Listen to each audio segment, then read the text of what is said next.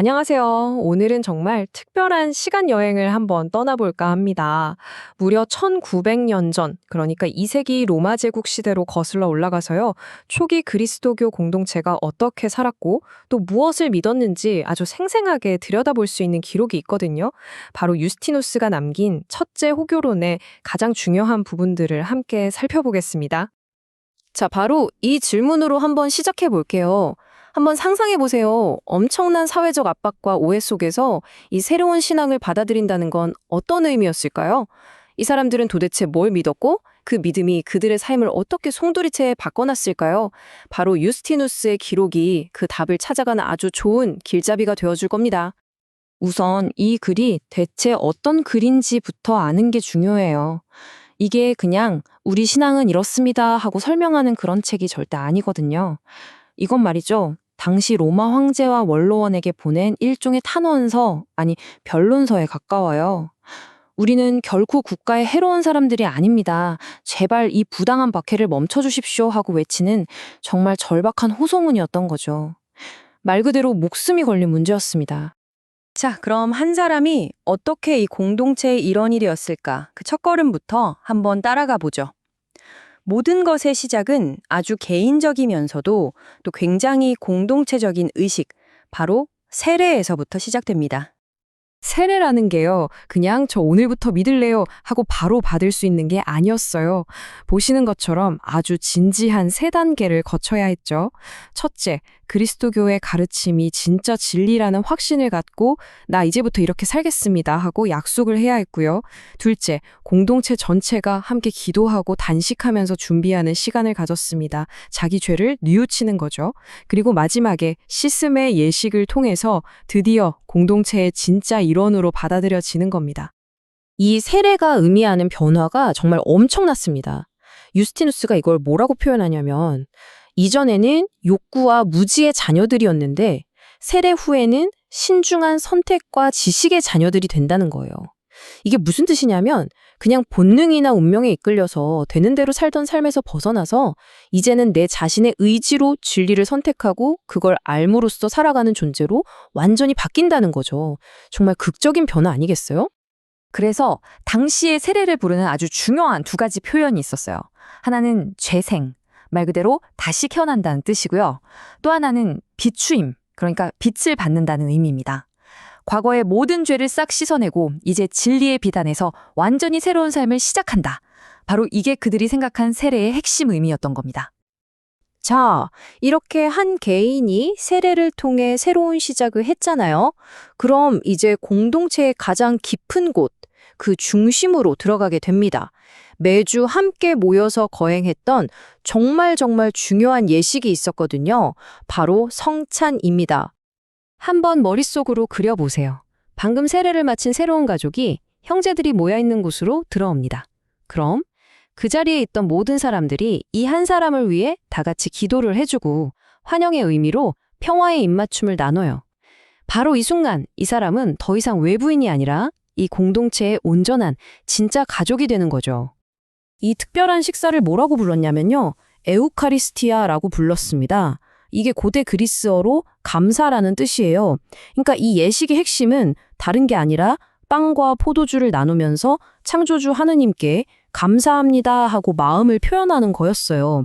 그래서 우리가 오늘날 이걸 성찬 또는 감사제라고 부르는 이유가 바로 여기에 있는 겁니다. 유스티누스가 남긴 바로 이 말이 당시 사람들이 성찬을 어떻게 생각했는지를 정말 강렬하게 보여줍니다. 그들에게 빵과 포도주는 그냥 뭔가를 기념하는 상징, 그런 게 아니었어요. 그들은 이걸 사람이 되신 예수 그리스도의 진짜 살과 피라고 믿었던 겁니다. 정말 굳게 믿었어요. 그러니까 이건 단순한 기념 식사가 아니라 뭔가 신비로운 차원에 직접 참여하는 그런 엄청난 경험이었던 거죠. 자, 그렇다 보니까 이 성찬이 얼마나 중요했겠어요? 그래서 아무나 참여할 수가 없었습니다. 아주 명확한 세 가지 조건이 있었는데요. 첫째, 공동체의 가르침을 진짜 진리라고 믿는 사람이어야 했고요. 둘째, 당연히 세례를 받은 사람이어야 했죠. 그리고 마지막으로 이게 참 중요한데 그냥 믿기만 하는 게 아니라 일상생활에서 그리스도의 가르침대로 살려고 노력하는 사람. 이 세 가지를 모두 만족해야만 이 거룩한 식사에 함께 할 수 있었습니다. 그런데 이렇게 강렬한 믿음과 의식이 그냥 모임 장소 안에서만 끝나지 않았다는 게 중요합니다. 자, 그럼 이제부터는 이 믿음이 어떻게 구체적인 행동, 그러니까 나눔이라는 사회적 실천으로 이어졌는지 한번 들여다보겠습니다. 이 사람들은 매주 태양의 날에 다 같이 모였어요. 태양의 날이 뭐냐면 바로 오늘날의 일요일입니다. 왜 하필 이 날이었을까요? 여기에는 아주 중요한 두 가지 이유가 있었습니다. 하나는 하느님께서 세상을 창조하신 바로 그 첫째 날이라는 것. 그리고 또 하나는 예수 그리스도께서 죽음을 이기고 부활하신 날이라는 점이었죠. 그러니까 이 사람들에게 일요일은 그냥 쉬는 날이 아니라 새로운 시작과 희망을 상징하는 정말 특별한 날이었던 겁니다. 그리고 모임에서 거둔 헌금은요, 정말 필요한 곳에 아주 구체적으로 쓰였습니다. 한번 보세요. 당시 사회에서 가장 기댈 곳 없고 힘들었던 사람들이 누구였을까요? 바로 고아와 과부, 병들거나 가난한 사람들, 그리고 신앙 때문에 감옥에 갇힌 동료들, 심지어 공동체를 잠시 방문한 나그네까지 이 모든 사람들을 돌봤습니다. 이건 그냥 단순한 기부가 아니라 공동체 안에서 가장 약한 사람들을 책임지는 일종의 체계적인 사회 안전망이었던 거죠. 자, 이제 이 기록의 클라이맥스로 한번 가보겠습니다. 지금까지 자신들의 공동체가 어떤 모습인지 차분하게 설명했던 유스티누스가요, 이제 다시 이 글을 쓴 원래 목적으로 돌아옵니다. 바로 로마 권력자들을 향한 아주 간절하면서도 당당한 호소입니다. 이들이 겪고 있던 가장 큰 억울함, 그게 뭐였을까요? 바로 이겁니다. 무슨 나쁜 짓을 해서가 아니에요. 그냥 당신 그리스도인이지? 이 이름 하나 때문에 잡혀가고 재판받고 끔찍한 벌을 받아야 했다는 겁니다. 유스티누스는 바로 이 점을 지적해요. 이건 당신네들이 자랑하는 로마법의 정신에도 완전히 어긋나는 명백한 불의라고요. 그리고 여기서 정말 대담한 경고를 날립니다. 만약 당신들이 이런 부당한 짓을 계속한다면 당신들 통치자 역시 언젠가 하느님의 심판을 절대로 피할 수 없을 겁니다. 라고요. 생각해보세요. 이건 언제 죽을지 모르는 박해받는 소수 집단의 대표가 제국의 최고 권력자에게 하는 이런 말이에요. 정말 믿기지 않을 정도의 강한 신념과 용기가 느껴지지 않으세요? 그런데 유스티누스는 그냥 감정적으로만 호소하지 않아요. 굉장히 똑똑한 법적 전략을 씁니다. 그게 뭐냐면 바로 이전 황제였던 하드리아누스가 직접 내렸던 명령, 그러니까 황제의 공식 서한을 증거로 딱 내미는 거예요. 황제 폐하의 명령인데 이걸 거역할 수는 없지 않습니까? 이런 논리인 거죠. 정말 영리하죠? 그럼 하드리아누스 황제가 뭐라고 명령했느냐? 핵심은 이겁니다. 첫째, 그냥 누가 고발하거나 군중이 소리친다고 해서 사람을 단죄하지 마라. 둘째, 반드시 정식 법정에서 제대로 재판을 해라. 그리고 셋째, 법을 어겼다는 명백한 증거가 있을 때만, 그때만 죄에 맞는 벌을 내려라. 결국 유스티누스가 요구한 건 특별 대우가 아니었어요. 로마 시민이라면 누구나 누려야 할 그 정당한 법적 절차를 우리 그리스도인들에게도 똑같이 적용해달라는 아주 상식적이고도 강력한 요구였던 겁니다. 자, 지금까지 유스티누스의 기록을 쭉 살펴갔는데요. 거의 2000년 전의 이 글이 왜 오늘날 우리에게까지 이렇게 큰 의미가 있는 걸까요?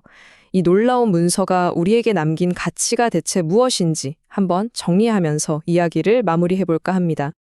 이 2세기의 기록은 정말 많은 걸 우리에게 보여주는 것 같아요. 먼저 한 사람의 인생을 완전히 바꿔버리는 신념의 힘이 얼마나 대단한지 보여주죠.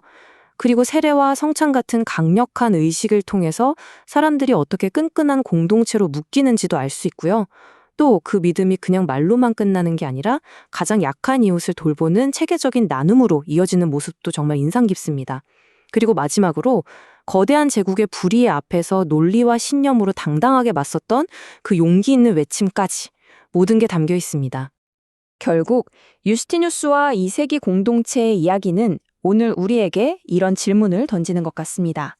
하나의 신년이 그냥 한 개인의 믿음에서 그치지 않고 공동체를 만들고 더 나아가서 사회의 잘못된 점에 맞서 세상을 바꾸는 힘이 되려면 과연 무엇이 필요할까요? 2000년 전 그들이 치열하게 던졌던 이 질문은 오늘을 살아가는 우리에게도 여전히 똑같이 중요한 살아있는 질문으로 남아있는 것 같습니다.